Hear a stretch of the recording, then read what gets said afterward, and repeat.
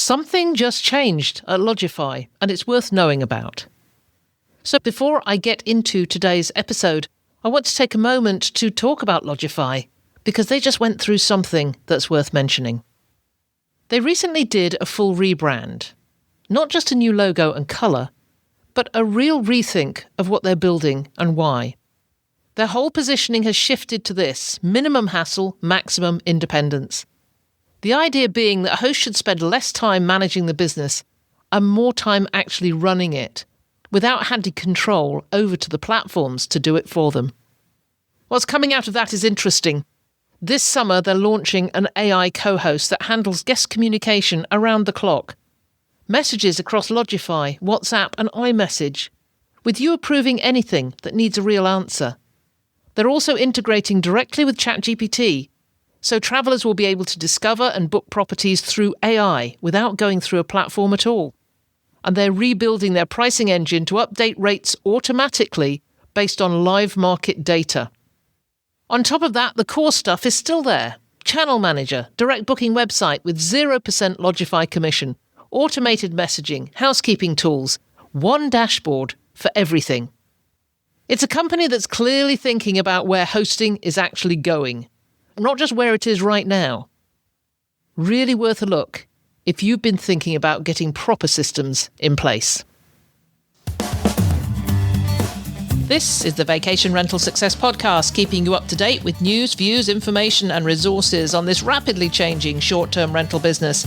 I'm your host, Heather Bayer, and with 25 years of experience in this industry, I'm making sure you know what's hot, what's not, what's new, and what will help make your business a success.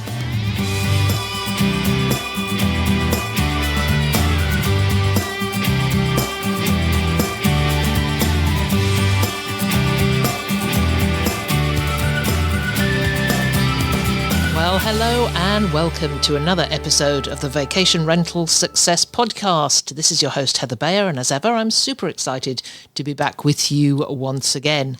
I want to open this episode by talking about the passage of time, because it was just over a year ago that I last sat down with Steve Schwab.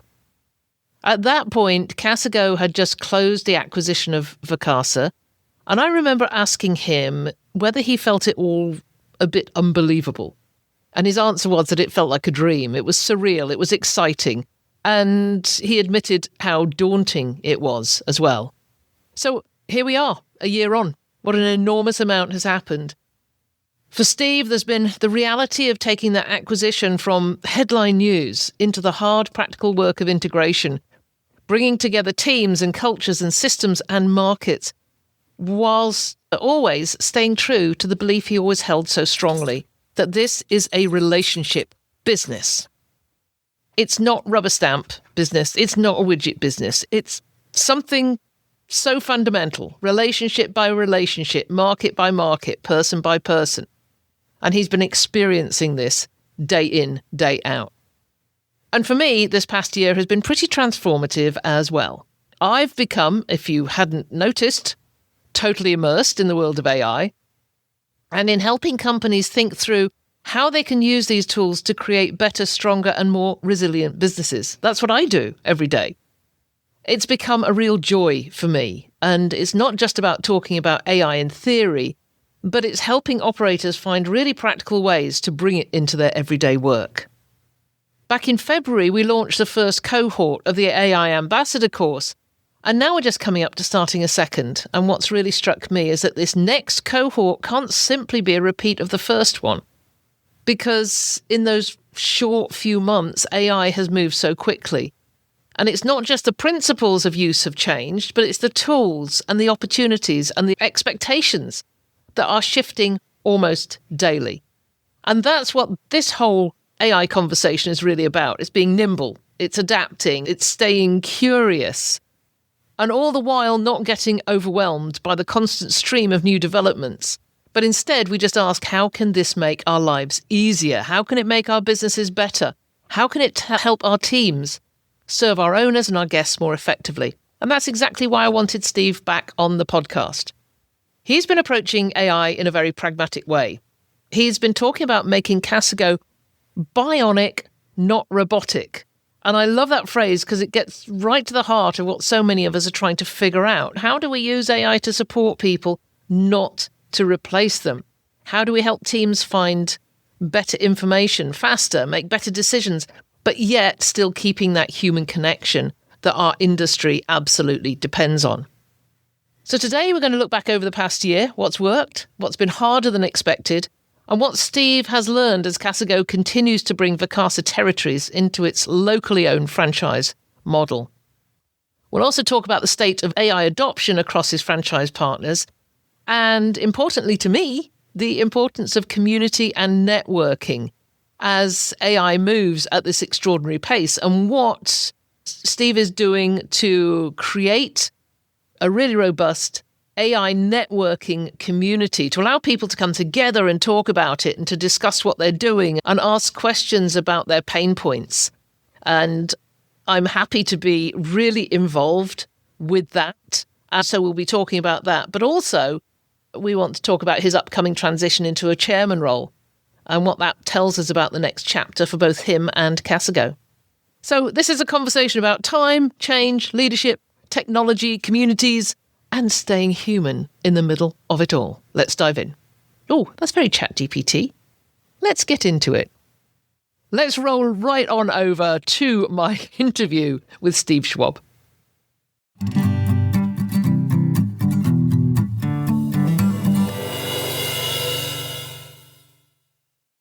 I am so happy to have with me, once again, Steve Schwab from Casago. Steve, it's an absolute pleasure to see you here, but of course we met up at VR Nation. You were looking a little bit different at times there. Yeah, a few different haircuts going on recently, right? No, it wasn't just that. It was the rock star. It was the rock star image.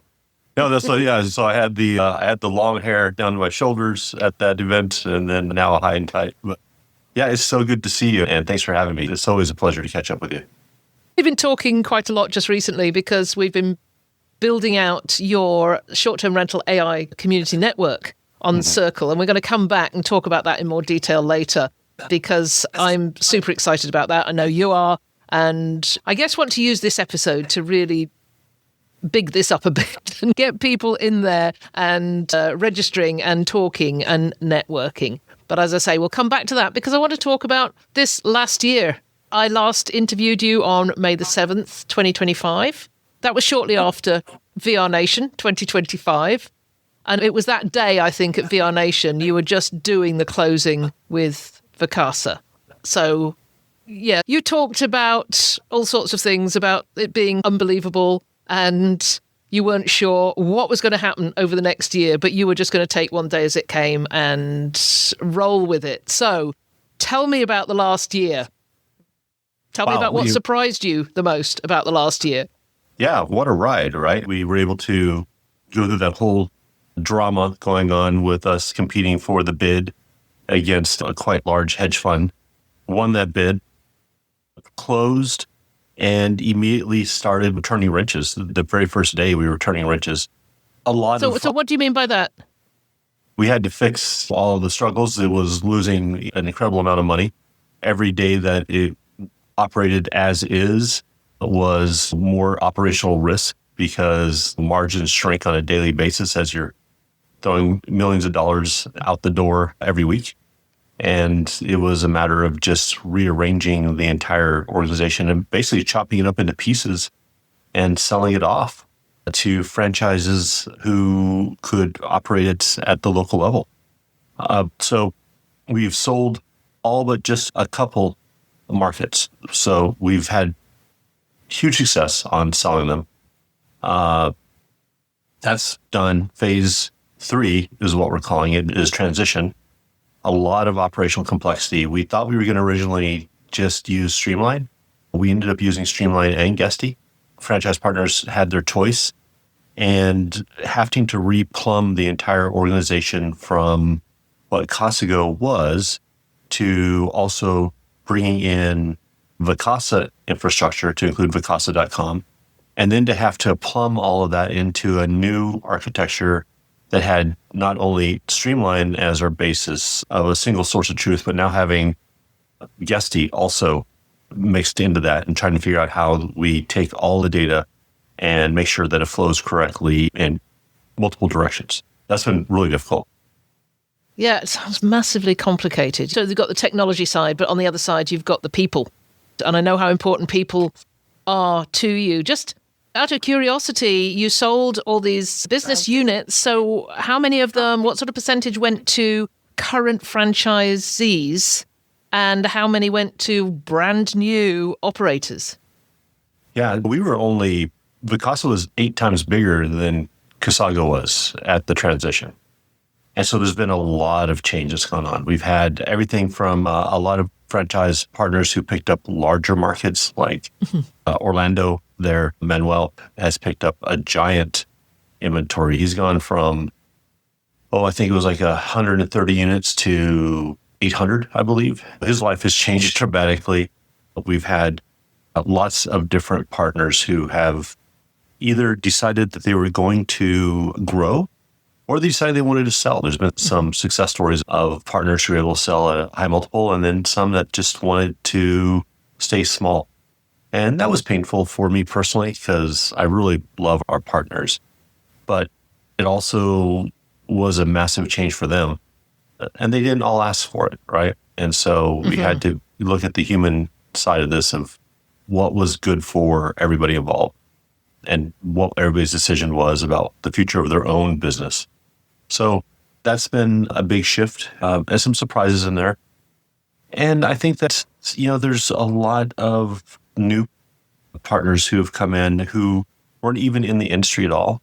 Interestingly enough, a lot of people who are interested in franchise businesses have come in, whose business model it is to buy franchises. And I didn't understand the impact that would have on the economics, but we've really only sourced from the short-term rental industry or those interested specifically in the short-term rental industry if they were coming in greenfield. There's an entire industry that we've been able to tap into now of people who want to build businesses under a franchise model. And a lot of new interest in that corner of the sector. And then some private equity plays, a couple large chunks of inventory. The truth is, Gulf Shores, nobody with their own money was going to be able to buy that, right? How many did you have? How many did you have down there? Because it's just such a massive vacation rental market. And I knew how Vacasa had that massive building down just as you went across the bridge into Gulf Shores. So I believe it was around 1,600 units was right at the number there just for that market alone. And the value of that market it's really difficult for our traditional small operators, local guys to be able to pick that up. But the money's just not there unless you go searching for it. Nobody's got that kind of cash just in their back pocket. Maybe somebody does, but nobody I know. So there's been some partners who've come in and picked up some of those larger markets. And I think that's a good thing when you look at the portfolio mix. We've got some really sophisticated private equity firms that have come in, Vari, TriBest, these guys. And I think mixing the operational sophistication and financial sophistication into a community with people who are locally owned and operated, there's a lot of cross-pollination that happens there. So we're already seeing the cooperation happening between the different chain scale of business size, where we're getting skill sets that are being taught both up and down chain scale. So it was an interesting time. How does this all tie into your belief of local operators with Casago's support systems behind them? That's where you came from. Yeah. I'm still a big believer that locally owned and operated is the best way to operate these businesses. And as we've been able to take some of these larger operators, we've put part of that deal is who's on the ground operating in real time. It's a lot of work. And I think that when we see the end result, we're going to have a really good community of operators who are going to be able to have real conversations with each other in a closed garden so they can share real information and build a brand underneath that. Yeah, Because it just crossed my mind. I've seen how you work, where you came from, what it all meant to you. And I guess over the last year, it has crossed my mind on a number of occasions. How have you been able to extrapolate that over this massive organization that you brought in? But I would imagine it's a work in progress. It is. We're not anywhere close to being done yet. There is a lot of work. And I will say that the thing that surprised me the most is the complexity, not just to pull the deal off, which was incredible, but to also work with a team who understands that we're breaking the company up into pieces, and they continue to be professionals and help us along to make sure that happens. And they've been pros at that. I can't speak highly enough about the people who understand what we're doing and not necessarily certain of what their future will look like, and have put in 110% throughout the entire process. Cultural, what's the word I'm looking for? Being able to merge cultures and hold on to what's important and what has worked in the past has been a lot of work, making sure that continues to happen. And then just operating at a level where the truth is what I'd hoped on that we would sell a whole bunch of small markets and bring that true from a purist point of view just wasn't realistic of what we had to do. But I do believe we've done a lot of good. And when I look at what the real effect is, I think we're better off having a mix and a diversity of thought and a diversity of background within the community. Our partners need some financial sophistication, colleagues next to them, helping them. And I think there's a lot of cross-pollination or a lot of value there that the community can help with each other, can help each other figure out. I love the way you put that. Just going back to when we met at VR Nation in 2025, and it was almost a, holy cow, we've done it. You say, that what went into putting that deal together and that moment when it was just, this is it, we've done it. How was that feeling then compared to where you are now? Have you come down the curve of, we did this, but now we're down in the details, or are you still just as excited now? It's like a Lego set that you get at Christmas. It's really exciting when you open up that present, but those 50,000 pieces you got to put together in the middle of that build, you're like, oh, what have I done? So I think we're halfway through or 3/4 of the way through the rebuilding the Lego set. That's such a great analogy because it immediately comes to mind that I remember. Do you remember the Millennium Falcon? Of course you do. I remember buying that for my son Mike for Christmas. And it was just this amazing box and he just went overboard with it. And then it was that practicality of, we've got to put this thing together now. Yeah, about 20 hours into a Lego build, you're like, what am I doing? But you're committed. You got to get it done, right? Yeah, we're somewhere in the middle of that Lego build right now. Yeah. Okay. That makes it much clearer to me exactly what you're going through. All that time when he just wanted to put his foot right through the middle of it. Yeah. You've been out and about on the conference circuit a lot recently, doing a lot of panels and talks, and I've heard a few words that you've been using and phrases, and one of them is you talking about making Casago Bionic, not robotic, with AI. Yeah. And that's a great phrase, but I need to know what it actually means, what it looks like. What's a real example? I think taking AI and enabling the people who we have to become more powerful, faster, stronger, more accurate, more productive is the way that we're thinking about AI internally, not robotic where there's just an android up front who's dehumanized the entire process, right? When you read the papers even come from OpenAI, talking about strategic policy that's going on and the needs for change in government because what they're doing is going to break society if we don't start thinking about it from a structural point of view. Even they say that the jobs that are protected are the ones that are human interaction and empathy-based, connection-based. And you can look at AI from either looking up or looking down. And what I mean by that is you can look at it as I've got 10 teammates and I can 10x their productivity I can build a company that was the equivalent of 100 teammates before for the price of 10. Or you can have other people who are looking down at it, downward, and saying, oh, I can fire 9 employees, the same company, for a tenth of the cost. I think we have a moral obligation to be upward looking with AI, with the teammates we have. And I've told that to my teammates. I want them to continue to be forward facing. And this AI that we're doing, we work with AI every day. We're doing classes, we do homework. I'm trying to make them comfortable that this isn't replacing you. This is making you bionic. But if you take away the human side of this, you're going to be robotic, and we're going to lose the battle here. A good example of this is starting January. I asked my teammates in Puerto Penasco, Mexico, we had just our slow season there. I told them, I want you to call every single guest and homeowner who checks out in 24 hours. I want you to thank them for staying with us. I want you to thank them for using us. I want you to thank them for having their properties with us. I don't want you to ask them how their stay was.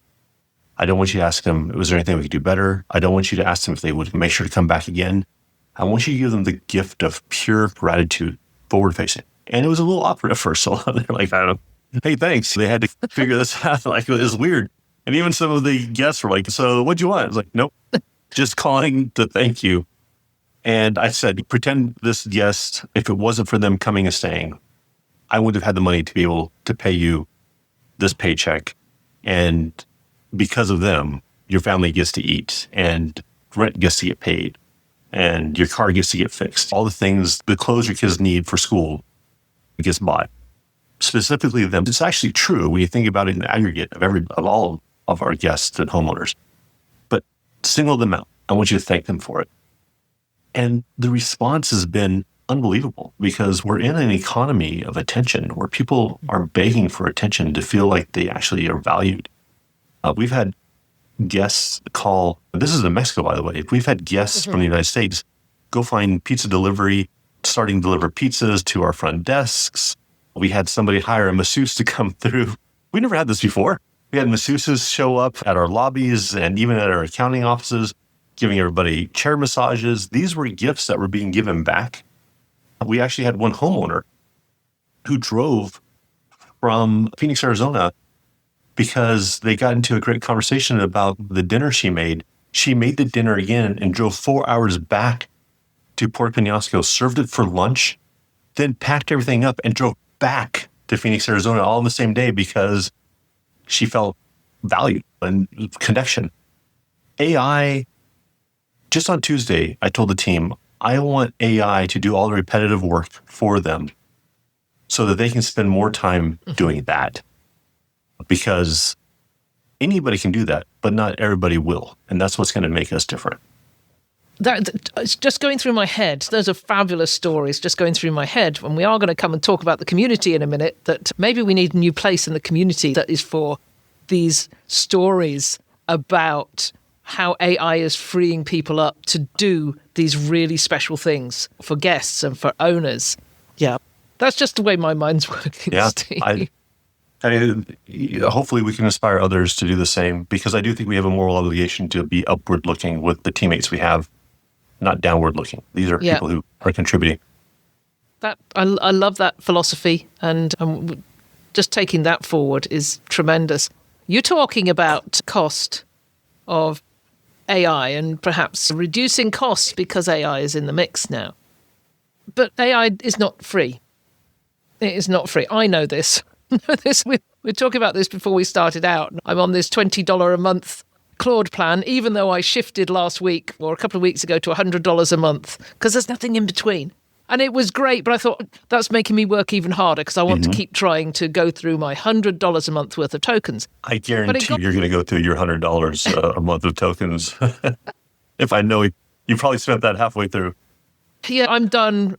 I was 9:15 this morning. I was done with my $20 tokens. And it just kicked me out till noon, but I don't need that. But the question is, and you mentioned this at the Short Stay Summit, you called it the token economy in AI, and it's companies who are spending thousands a month on just AI usage. because it doesn't come cheap when you really are using it a lot. So how are you taking that to your franchisees and getting them to think about AI adoption? Are they hitting pause on it because of cost, or are they excited? No, I don't think so. I think applied correctly, the token economy is a real concern, not only in just the current cost, but what the costs are going to be. And OpenAI has created a token economy the same way that Google years ago created the link economy, right? The purchasing and buying of links, the hiring people to go out and do link building. There's an entire economy that happened around link building with Google and SEO. And now with AI and compute cycles, now we're thinking about the token economy.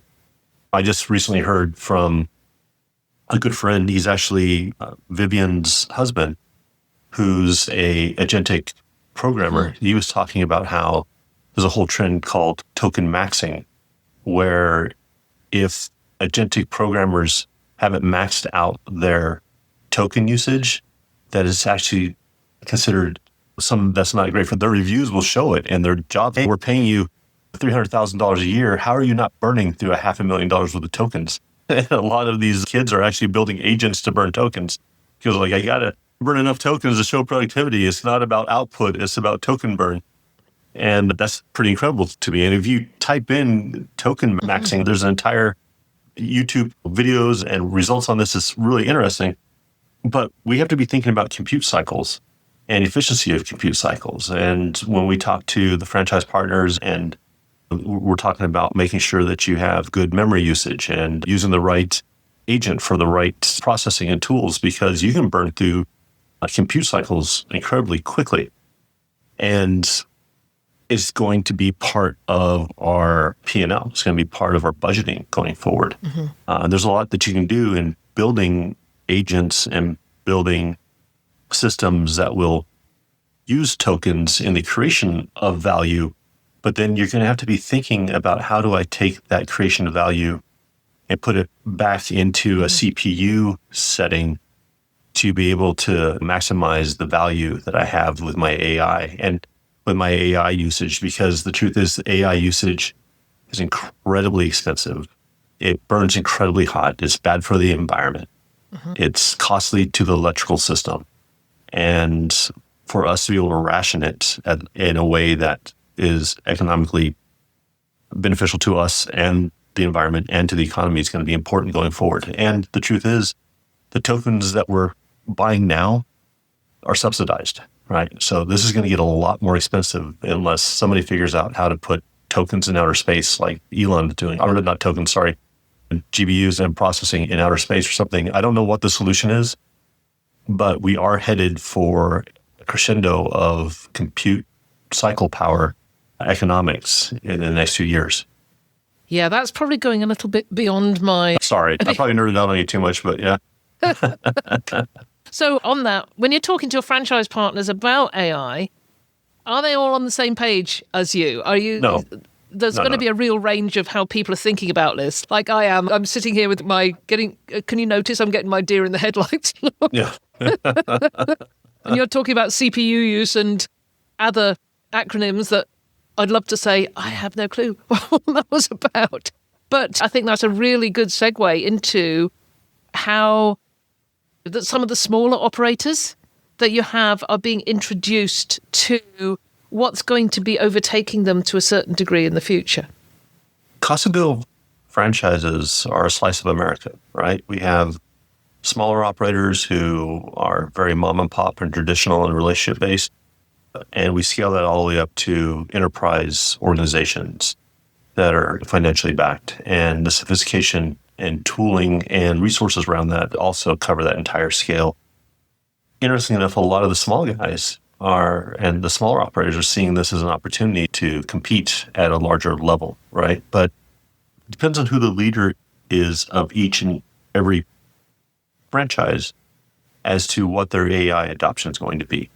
I had Guesty come on to one of our orange calls, and he talked about, and it was Yair, he talked about the change in culture for AI. And at first I was like, what's that mean? What does it even mean, right? But I started really thinking about it, and he had a lot of brilliant takeaways within his presentation. One of them being there has to be a cultural shift within your organization to be able to adopt AI. And so I've decided personally to teach this from the ground up, because as I started to have conversations with my teammates, there's actual fear. I'm like, just go build a project. They're like, Steve, I don't even know how to log into Claude. Really? No, I don't. Where do I go to log into Claude? I'm like, I just type in Claude. But to me, it seemed obvious, but to them, it wasn't. And it wasn't just the franchise partners. It was their teammates that don't know what's happening. And they're afraid that this is going to replace them. And so having a cultural conversation about making sure that the entire organization understands that I believe we have a moral obligation to be up looking with AI, not down looking. And that we should start teaching them from the very foundation. So we've been doing homework. Let's go to Claude. Let's set up an account. Let's talk about how we set up that account. How does this happen? We all need a beginner's mindset, because I thought I was much further along than I was when I was in building projects and having skills and all this stuff. And then as we've started to explore the fundamentals, I've been missing a lot of the fundamentals as I've been operating. So taking our teammates who are at the front desks, who are our housekeepers, who are our general managers, all the way through accounting, and just working with everybody from the ground up, understanding how do I empower you to be more successful and compete because I do need them to come on board with AI. I do need them to compete, because all the other franchises and all of the other property managers are out learning how to do this. We've got to be on par. So this is about empowerment. And I think our franchise partners, some aren't going into it at all, and it's their business to do it manually. We have some very small partners who are just head first, all the way up to enterprise, who have an entire department now thinking about this. Yeah, I think it's so important. And I know I am so guilty of getting too deep in the weeds with people without realizing that they just don't know as much as I do. I think I'm at the very beginning of this, but then I think I'm in this from the moment I wake up in the morning to when I go to bed at night. It's not just a part of my day that, oh gosh, I've got half an hour, I'll think about how to learn AI. Yeah. So I think those of us, and me in particular, need to be so aware that there's so many people that need that real basic knowledge. And I was like you, I think we did a session recently, and that's when it really came to me halfway through that session. I thought, there are people here who don't know what I'm talking about. A bit like when you were talking about, they probably had those same deer in the headlights looks as I did when you were talking CPUs and GPUs, GPUs cycles, and Elon Musk. And so I think that's, and you often get somebody in a company that is as immersed. They sit at home at night and they do all this stuff and they're excited about it.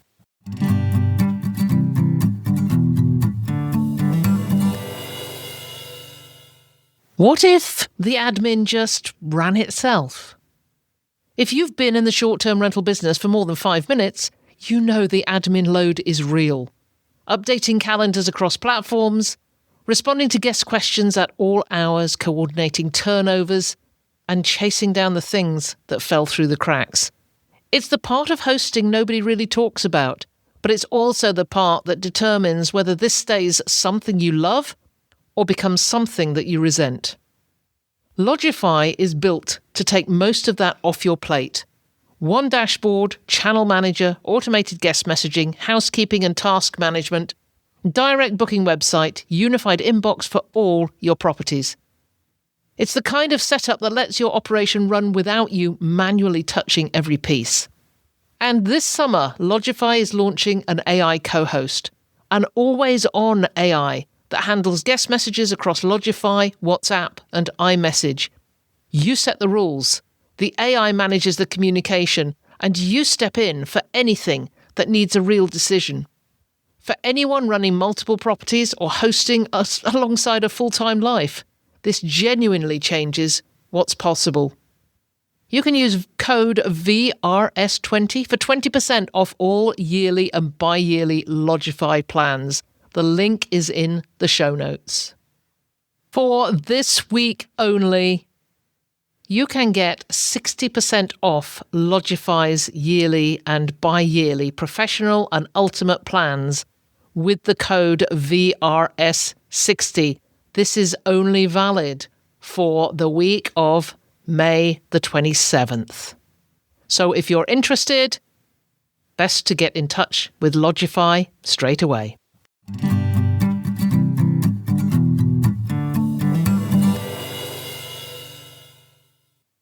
Jamie Lane said that only one, by the way, one of the smartest guys you'll ever meet, just incredible, brilliant. But I was talking with him at the Exec Summit, and he had the statistics saying that literally only 1% of the world is using AI. Yeah. And I think we can, echo chambers like me and you can nerd out about this.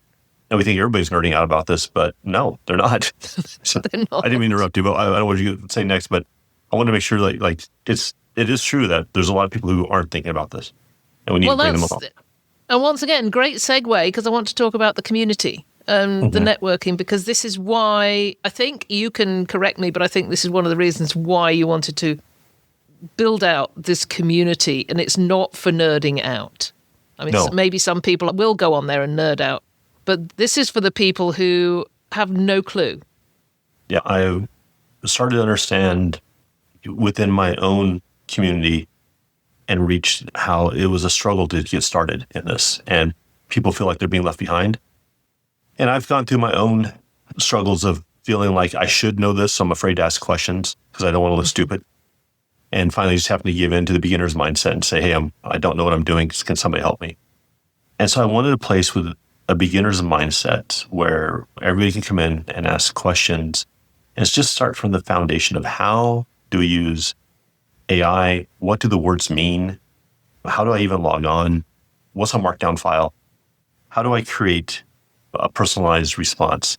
Is this dangerous to use? And what should I put in? What should I not put in?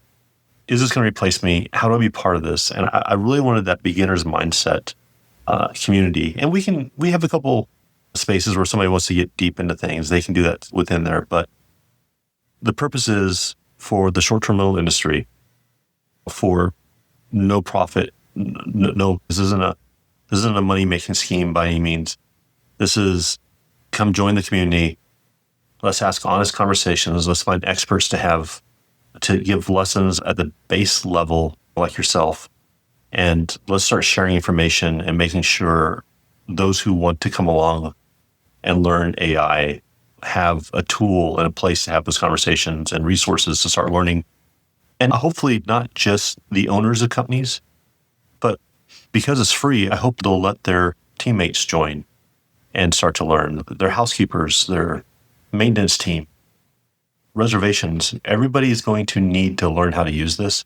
And so hopefully they let their teams join, and there's a free tool and community that we can start having these conversations about how do we keep up. Yeah. So the community is where? So the community's on circle.so. And we'll leave the URL in the show notes. Make sure to go and join. It's free. There's a lot of different, what they call spaces in there. Everything from just introducing yourself and being part of the community, all the way to some different platforms and where to start and questions to ask and resources to share. And then masterminds and classes like from people who are experts like yourself, being able to share their expertise about where to get started and best use cases. And then hopefully communication that goes along with that. And I think the biggest thing is that there is no question that is too simple or stupid or basic. Any question is a really good question because somebody's going to be eager to come out and answer that question and to be helpful. Every time I ask a question I think is stupid, I hear other people taking a sigh of relief that I'm the one who asked it, right? Because if you ask a question, that you feel like you're going to be stupid or people going to think you're stupid, you're not. There's 50% of the room is holding their breath, hoping somebody who's going to ask it. So be the brave one, ask it, let's get it out there. And even those who are teaching are learning as we go, right? So, yeah. I tell this story a lot that I think it was, I've been in the business for 30 years and I didn't know what OTA stood for until about 2018. And I kept that to myself.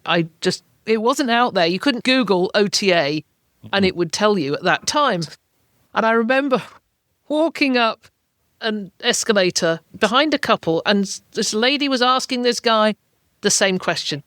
She said, I really don't know.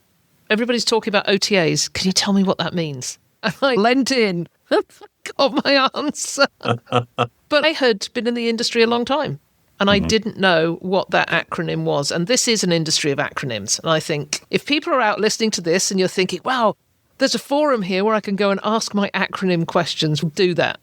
Yeah. Yeah.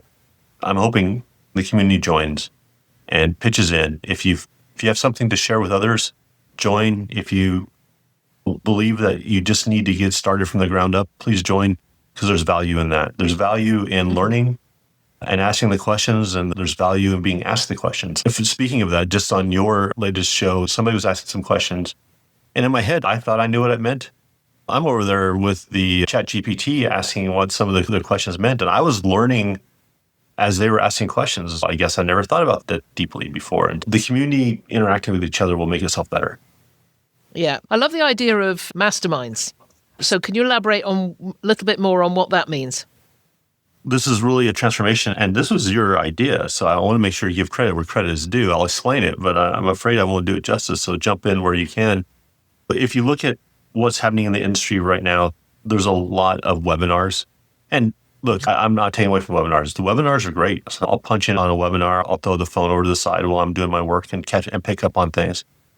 They're fantastic, but there's a lot of them going on. So the idea here is an interactive mastermind with a subject matter expert who can help guide the conversation along. So we're going to be doing regular masterminds that are subject-based. So you're like, hey, I am interested in starting with Claude 101. I don't know what I'm doing.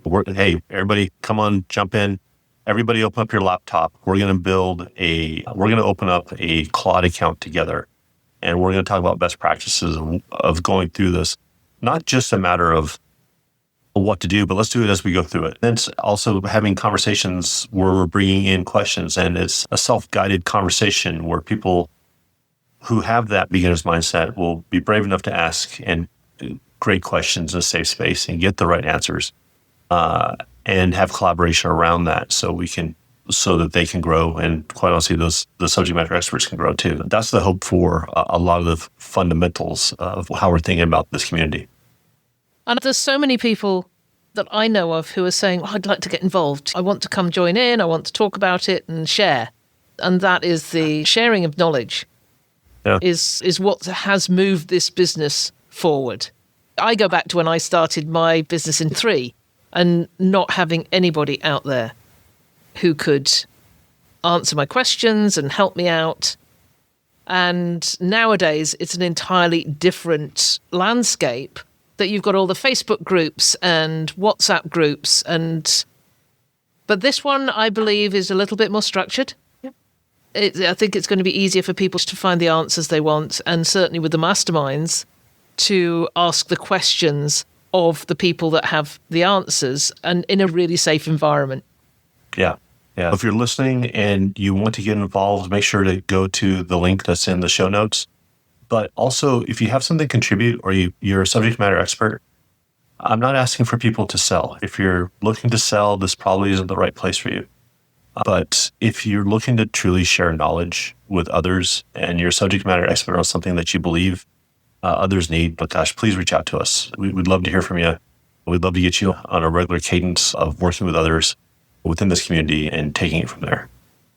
That's great. We will put the information on the community in the show notes, and we'd love to have you join us. This is going to be published next week, and I want to go on Wednesday and just go onto the community and just see the membership numbers racking up. We'll be there. Go in, introduce yourselves. There's a nice little introduction page that actually talks you through exactly how you can introduce yourself if you wish to, or you can just say hello. It really doesn't matter. But I think this is going to be a great space for people to get together. Thank you, Steve, for really thinking about this and getting this up and running. No, thank you. And thank you for having me on. It's always good to catch up with you. By the way, I haven't finished with you yet. Oh, I thought we were getting off. All right. I haven't finished with you. I thought I was getting off the hook easy. So. Just a couple more questions. Yeah. I saw that you're shifting into a chairman role in October of Casago. What does that mean? What's that move mean for you? Yeah, in October, I get to step into chairman of the board role. It's an executive position, so I'll still be employed by the organization. It's more strategic. I get the opportunity to think about what our strategic future looks like. I get the opportunity to plan with the board what our next steps are going to be. But I don't have to stare at spreadsheets for 15 hours a day. And the truth is, there's a lot, I've always said this, there's smarter, younger people who understand the finances, understand the sophisticated financial tools that's going to be able to take this to a place where there's going to be even more value for our partners. And I think it's time. That's 25 years. And it was pretty taxing to get through the deal. And then when we got the deal, there was a bunch of surprises. And we had to fight through those and then get the market sold. And now we're in the middle of getting them transitioned over. At the end of that transition, of getting everybody transitioned over, I think I've mission accomplished. It's time for somebody else to take the daily reins of Casago and let me go back to being a property manager like I really am. And then being chairman of the board, helping guide direction and policy is really where I'm going to be best suited going forward at an organization this size. Yeah, seeing what you've been doing over the past year, probably good time to take, because it's not really a step back, is it? It's just a step sideways to a different role, but still, as you say, not having to look at spreadsheets, not having to be deep in the weeds every day. It must be something you're looking forward to. All my other buddies who are CEOs are asking me how I pulled this off. How do they do it too? We come back in another year and say, okay, so how's that gone for you? Yeah. Now I will let you go, Steve. Okay. It's been such a pleasure chatting with you. I know we're working together as we go forward with the community, and that is a joy for me. Thank you. I'm the better person for knowing you. Heather, before you let me off, let me just tell a quick story on you, if that's okay. Yeah, I can always edit it out. Okay. Yeah, right. You're in control of the story. My first recollection of you is I walked into a VRMA meeting and it was a full room. I stood in the back and listened to you dissect your own website, showing other property managers how to get homeowners, show them value, follow them through, and what your entire process was beginning to end. And so since and then I couldn't remember your name after that until I saw you again, because I wanted to get the darn notes and I couldn't figure it out, but was able to finally figure it out. And as I've got to know you from the very first time I've seen you and known of you, you're always out sharing information. You've been generous with knowledge, and where you've been successful and humble, where you haven't, where you've had to learn things. And I've been really grateful to get to know you. I feel like it's a privilege to get to know you. I felt like you were one of the matriarchs of the industry, and just watching the way you operate and generosity and goodwill is really a privilege to be able to witness. So thank you for letting me be your friend. And I really do enjoy working with you. Oh, I so appreciate that. No, I'm not going to edit that out. I think that's great. Thank you very much for that. And yes, I love to share. And I think that comes from way back in 2003, where I could not find anybody to help me out. And I think I made a pledge then that I would learn all I could and then let everybody have that knowledge. Steve, it's been an absolute pleasure having you on here, as always. Look forward to catching up with you in person again at maybe a conference. But in the meantime, we will be going backwards and forwards on the community. Always looking forward to it. Yeah, and you and I are speaking weekly, or actually multiple times a week on the community and building it out. So, by the way, thank you. I am the one who started the community, but the truth is you've done so much work in it already and figured out how to make it work. I figured out Circle. That was the big thing. I remember going to Vivian and saying, I've got it. I've cracked this. Yeah, we all took a big sigh of relief when you finally understood how to use Circle. So, by the way, the URL is str-ai.circle.so. So okay, be on the show notes. Yep, make sure to join. Enjoy your day. Thanks, guys. Thank you, Heather.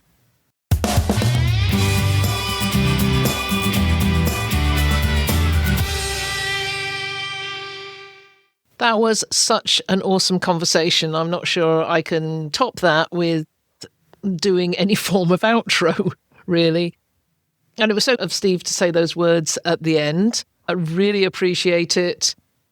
I've said this before, there's times when, because I spend a lot of time now on my own, I'm sitting in my office all by myself, talking into this lovely microphone, and not really, I don't get a huge amount of feedback. But having somebody like Steve make comments like that is just, that will keep me going for the next 6 months. And then perhaps I'll have Steve on again, and he's going to have to do that again. I think maybe this is something I should have said to him. So I'm saying it to you now, Steve. I think it must be the most amazing thing to work for you. And having been down in Puerto Penasco and seen how much your team values you in every way is just a testament to what a fantastic leader you are. And you've made it to chairman of the board of Casago in October. And that may be something that you'd never have dreamed of 10 years ago, or even in less time ago. I don't know.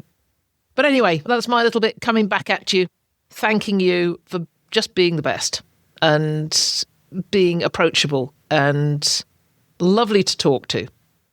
So, yeah, as we discussed, the community. This is a place we want you to go. We want you to go. If you're interested in AI, if you don't care about AI at all, don't bother.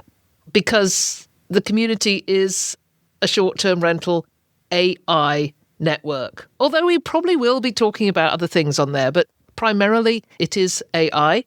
And we're there to help you. I'm in there every single day. At the moment, I'm answering just about everything that comes in. So, you want to chat, I'm going to be there. I'm sure Steve will be dipping in and out, as will a lot of our other experts.